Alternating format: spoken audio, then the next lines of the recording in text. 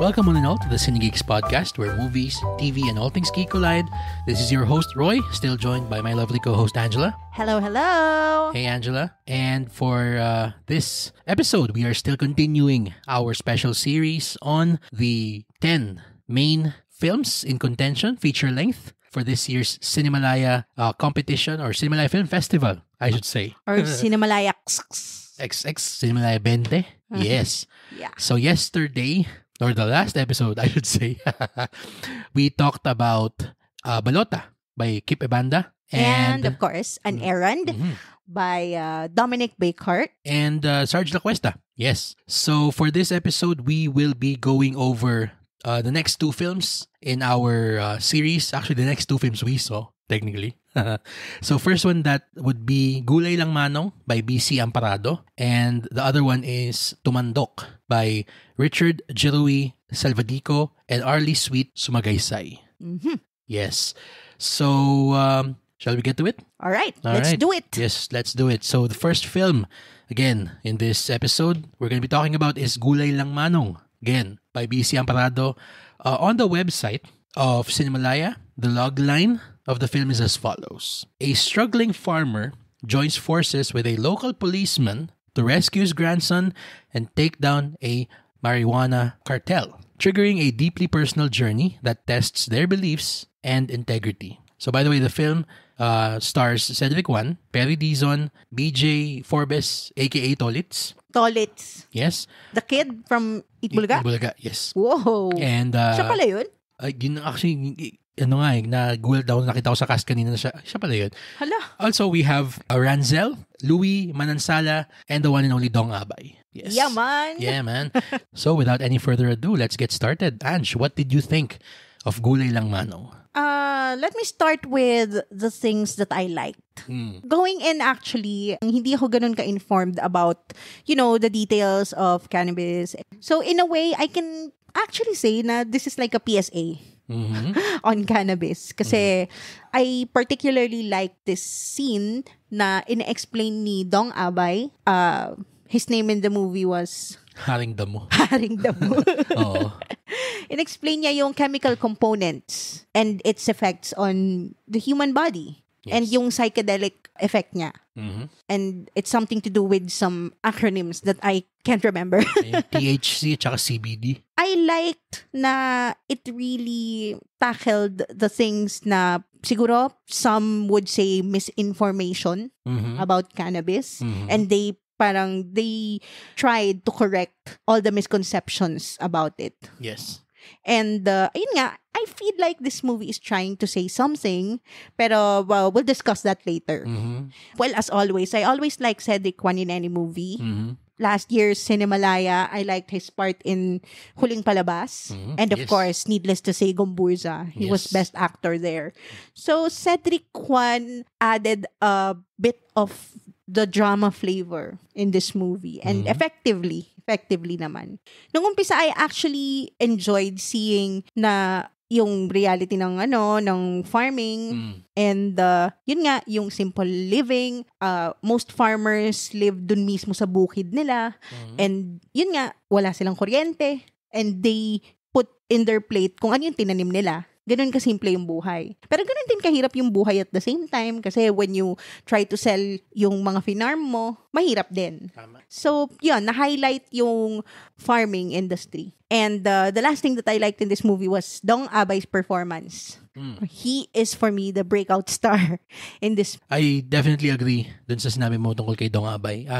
Actually, hindi ko ina-expect na siya yung pinaka-magugustuhan kong character dito sa scene na to. In my opinion, his presence actually lended the film a much-needed spark of humanity in the sense na parang, parang everybody seems to be on either the black or white side of this situation. True. Kumbaga. Pero siya yung makikita mo doon sa pagkakasulat ng kanyang lines, ng kanyang mga eksena, na siya yung nagsastraddle ng gray area of these two sides. One can even say na the writer-director, si BC Amparado, yung pagkakasulat niya dun kay Haring Damo, you could even call it parang lovingly. Oo nga, Yan. no? Oo.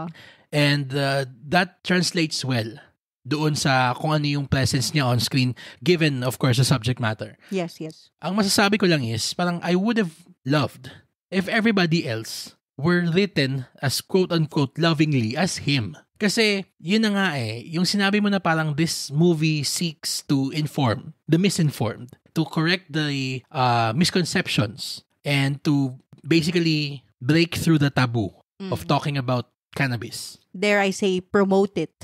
Well, I mean, given na yun, whenever this subculture talks about cannabis. Stoner films? Stoner films, hindi mawawala yun. Okay. Pero, ayoko sabihing nakakadismaya. Parang nakulangan lang ako kasi parang sana yung character ni Cedric Juan, the policeman, we see na he is torn between duty and love for his family. I would have loved to see more nuance in the way that he was written.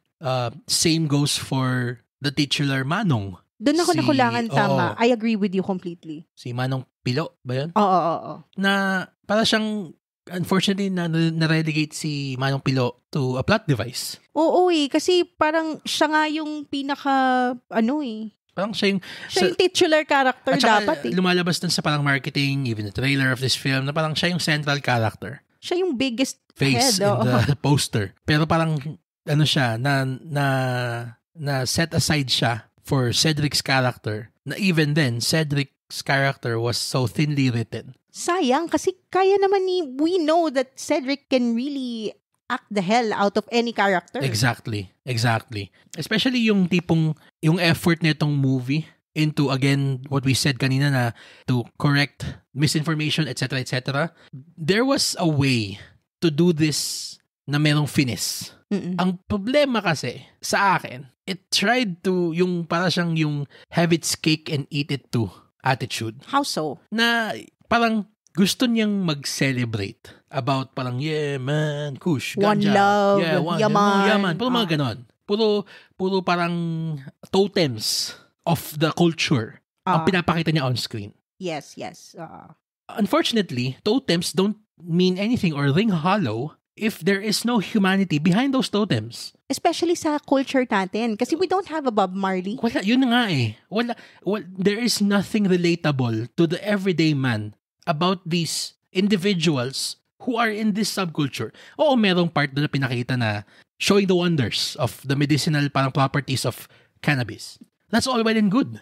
Actually, ako, if used in controlled parang setting and by parang approved doctors, ganon, if it helps, then why not? Pero, ang nangyari lang tuloy, and correct me if I'm wrong na para siyang yung, alam mo yung pag magsasabi ka ng something sa tropa mo, na parang, uy, ano mo, dapat paniwalaan mo ako, pare, kasi ito yun ito yung sinasabi ko lagi. Testimonial marketing. Testimonial marketing siya. Hindi gumagana ang testimonial marketing sa sine. Nanonood tayo ng kwento.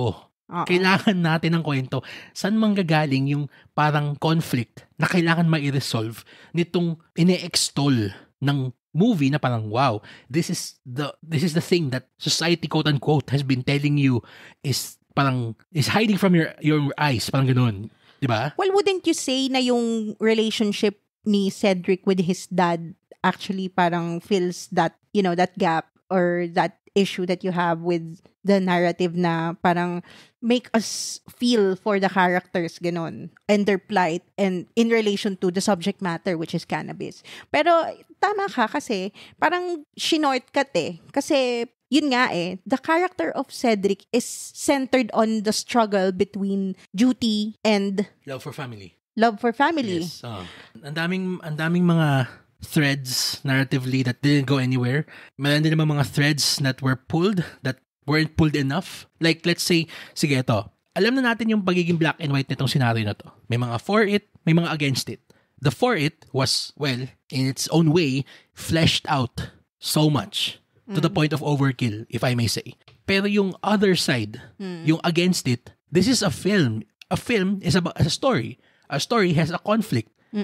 And a proper story fleshes out its conflict properly. Why don't we see yung kung saan nanggagaling, yung against? And that's, di ba? And that's where it unfortunately falters kasi it asks you to use meta-knowledge meta information from the, we are in this proscenium, these four walls of the cinema. Yeah, we are just living in this world that they created for us. True. In a span of yung 90 minutes. Oh, 'di ba? Na dapat yung information na gagamitin namin sa pagnood ng sine na to is within those parameters, yes. Yes. Don't ask us to extract information from real life outside of the cinema. Yeah.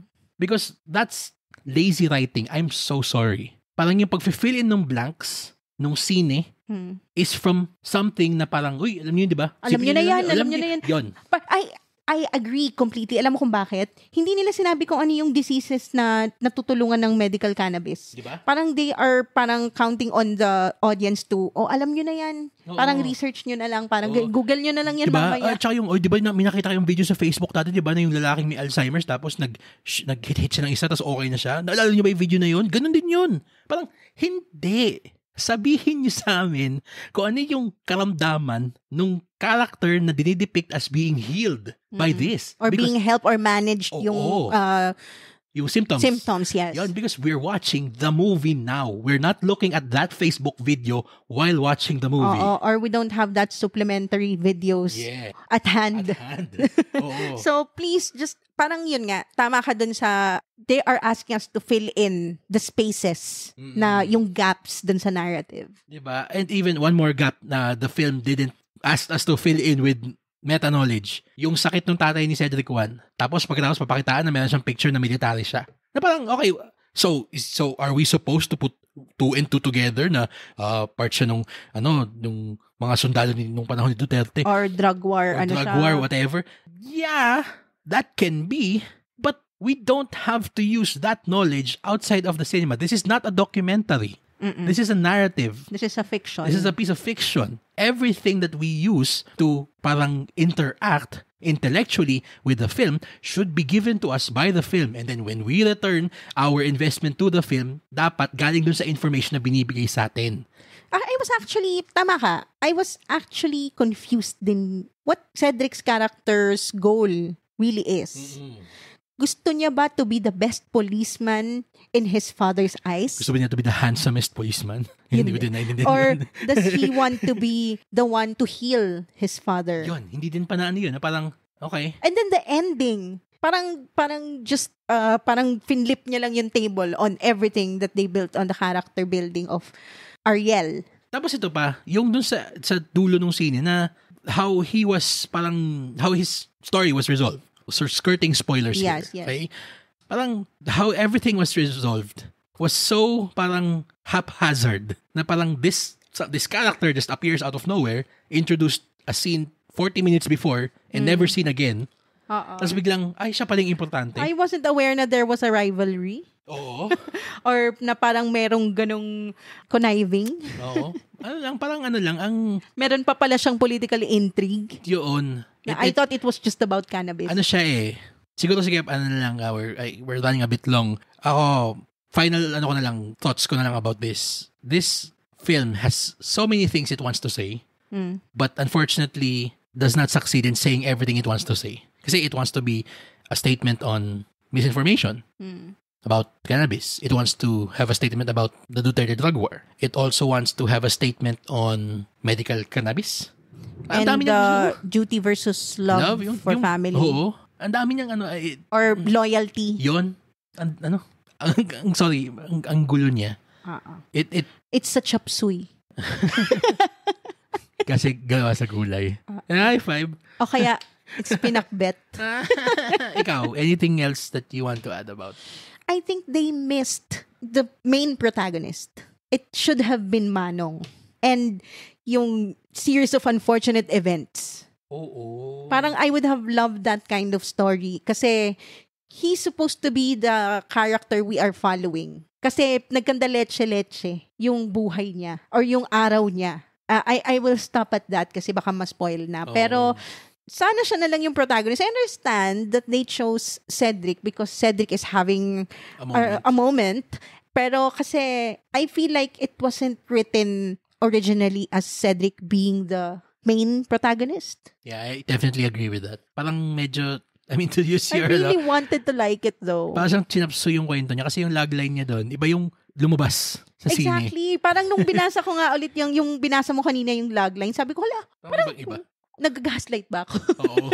Parang, I don't remember the movie going that way. Kung ano yung nakasulat sa logline. Kahit yung synopsis, actually. Parang, it's a different movie altogether.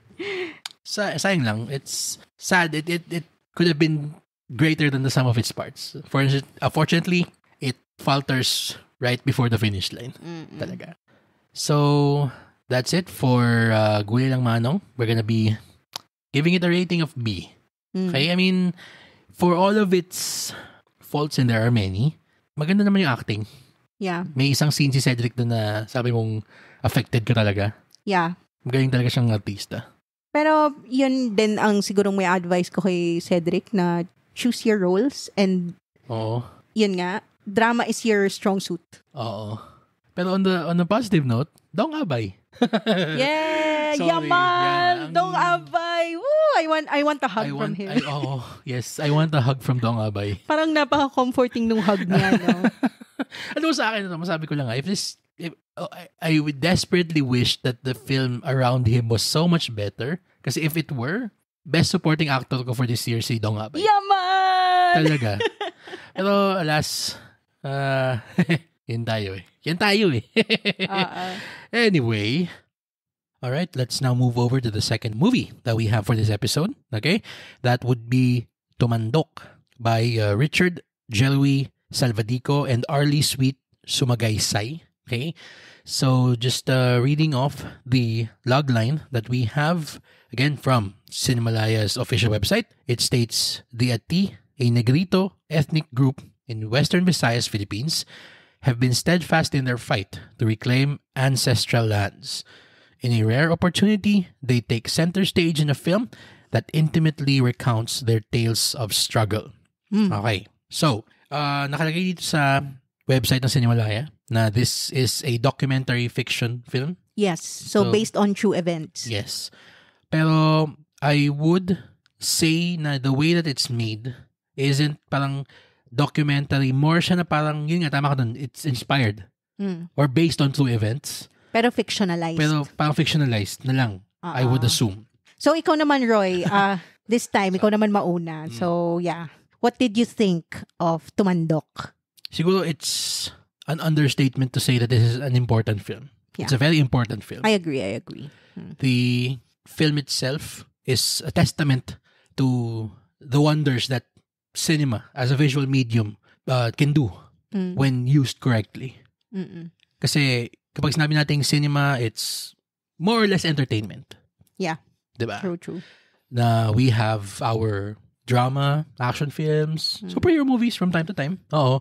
Pero every so often, a film comes along that is running on all cylinders. And maliban nun sa fact na sobrang near flawless ng pagkakagawa nitong sining to. It also educates without judging. It welcomes people who aren't aware of the struggle of the subject matter of this film into the fold of parang why are they struggling? Where are they in their struggle? And why should we do something to help these people? Yan. Ganun yung parang pinaka-effective way na magagamit yung sine kapag something profound yung lumalabas out of all the elements in play. Kasi the script itself is thankfully very unmelodramatic. Surprisingly. Oo. For something as heavy as the subject topic in this documentary fiction. Yes, that's true. The lensing was sublime.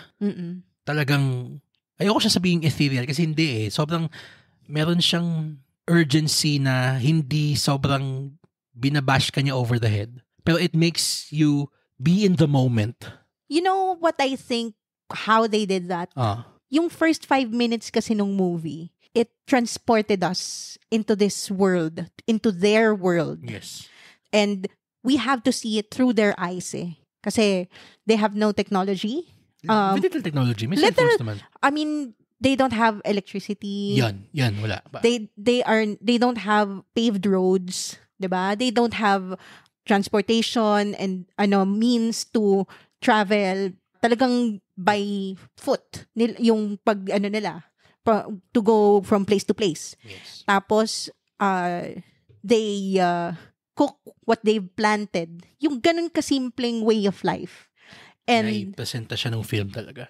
And they immersed us in such a way na hindi rin siya parang forced. Kasi parang we are parang gently being carried into this world na they're playing the songs in their dialect.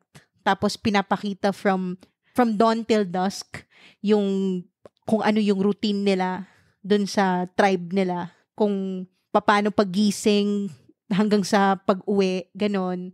And yeah, I think that added to that element of realism. True. And siguro, most of the time, we attribute that kind of parang win, kumbaga, of a movie to its writing. And rightfully so.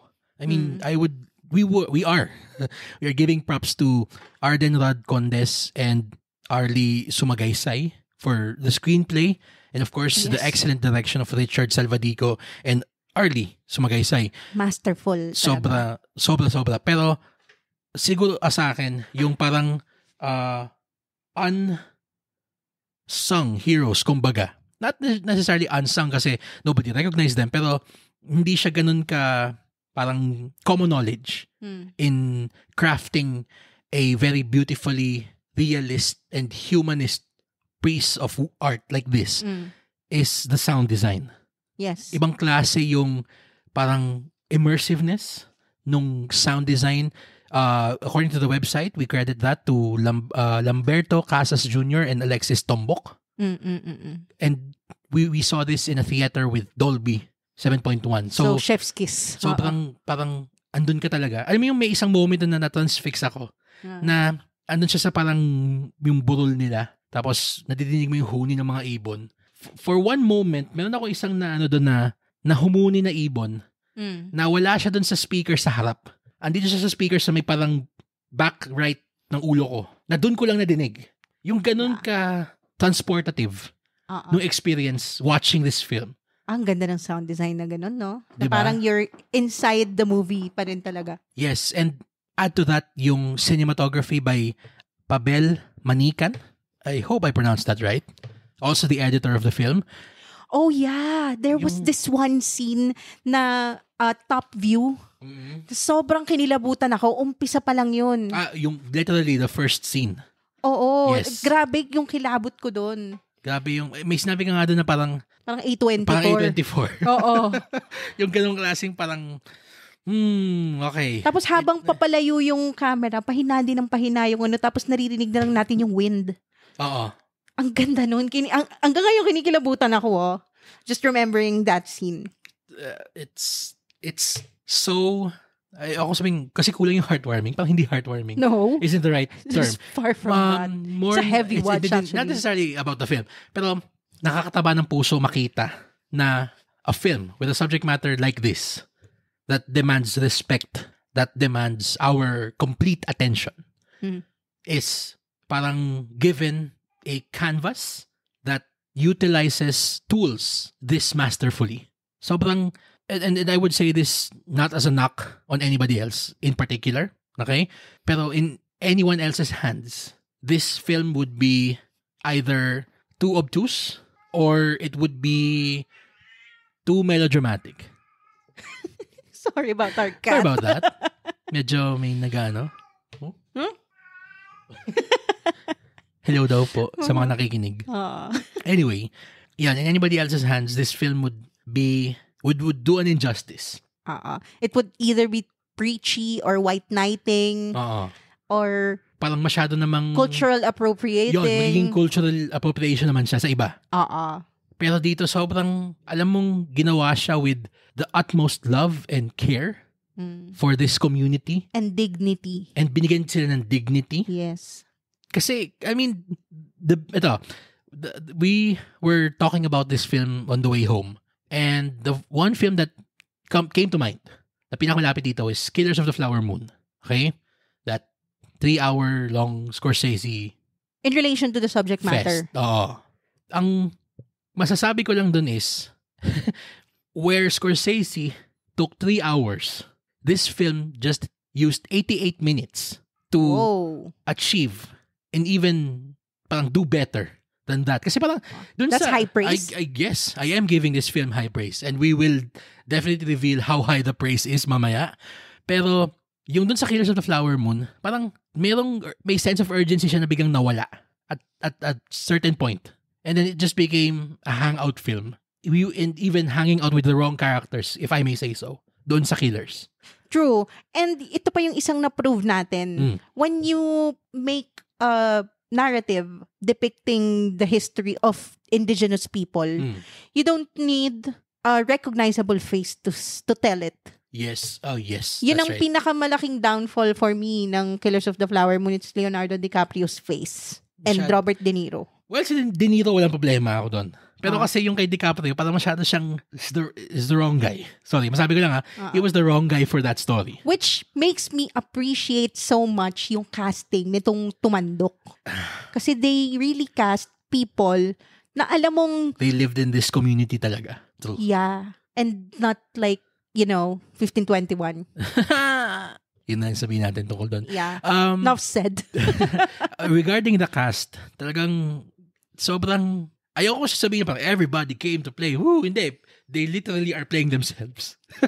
Hindi siya acting eh. Are they real actors, by the way? I don't think they are. And the lead dun sa kanila is yung si Jenaika Sanger. Oh, she's amazing. Sobrang ang naaalala ko sa kanya para dun sa sa acting na pinakita niya dito sa Tumandok is para siyang si Yalitza Aparicio.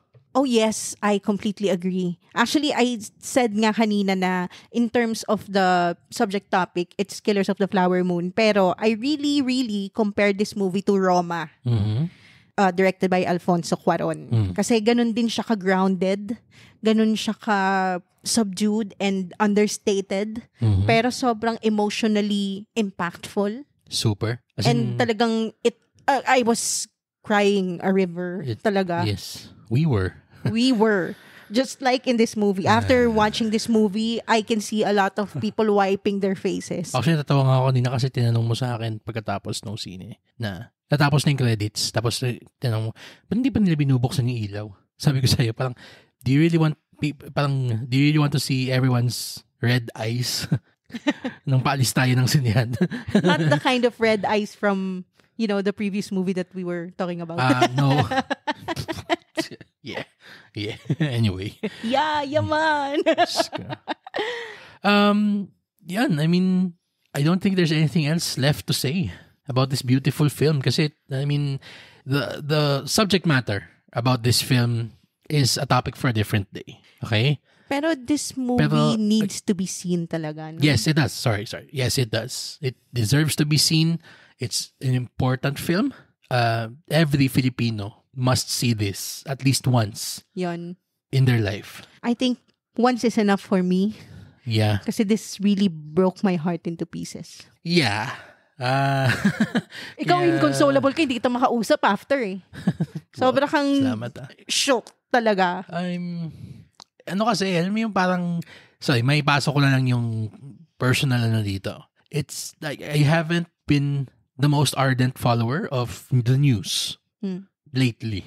Kaya, parang, siguro part of that, yung emotion that came out of me seeing this film is the fact na parang, I'm kicking myself for not being educated about their plight. Itong mga ati. Pero yun na nga yung parang biggest win nitong scene na to is that it doesn't judge you for not knowing about this. Parang it doesn't hate you or it doesn't expect you to save them. They are really just fighting for their own rights. Parang, alam mo yun, ang sakit talaga. Ang sakit talaga. And then you're gonna rethink your privilege and all your problems na parang, oh my God, all those parang frivolous things that we worry about. And then these people are literally fighting for their lives and their land. Yung basic, na kanila talaga. Basic human rights. Yes. That they're being stripped off of. Yeah. I mean, it's... Yun ang masabi namin. Sakit na naman ang puso ko. If you've seen this film, you know exactly the feeling. If you haven't seen this film, just be prepared. Yun lang, okay? Bring tissues. Dala kang tissue, medyo tibayan yung loob nyo kasi talagang not everybody's gonna react the same way emotionally, pero I'm gonna assume naman that most are going to be moved by the plight of the ati. I saw grown men sobbing. Yeah. May katabi ka nga. Yeah, I was talking about you. Yeah. Well, thank you. So yeah, I guess that's our discussion for Tumandok. Second film in this episode. We're gonna give it a Cinegeek rating of A+. Oh, yes. The first for A+ this for year's Cinemalaya. Yeah. High praise, nga sabi natin kanina. Yeah. An important film. One that needs to be seen at least once in a Filipino's life. Yeah. Sabi mo nga kanina, it's not just a great film. It's an important film. Yes, it is. It is. Grabe tong ano? Grabe tong Now let's cry. Grabe tong Cinemalaya na to so far. Parang everyone, well, most I guess, most so far na napanood natin, have brought their A game. And grabe yung social issues na tinatackle nila bawat movie. Parang may sinabi ka kanina nung pauwi tayo, parang lahat nitong, halos lahat ng mga napanood natin so far of the 4, parang halos lahat gitling yung level nung talagang emotional impact. And we haven't even seen Gabby Padilla's movie yet. Yeah. Oh my God. Yung part of me loves na the quality of what we're seeing is this high. Pero parang sa akin medyo parang pahingin naman ako ng konting pahinga emotionally. Quoting Captain Holt of Brooklyn Nine-Nine. Pain. Well. That's the theme of this year's Cinemalaya. Yeah, that is. That's it. Yeah. I guess, yeah. And I guess that would be it as well for this episode of the Cinegeeks podcast, where we, again, talked about Gulay Lang Manong and Tumandok. If you've seen anyone or both of these films, please let us know what you thought about them via the comment section below on Spotify, or you can let us know on our socials or on our email, cinegeekspod@gmail.com. So, for my co-host Angela, this has been Roy. Thank you very much again for listening to the Cinegeeks podcast, where movies, TV, and all things geek collide.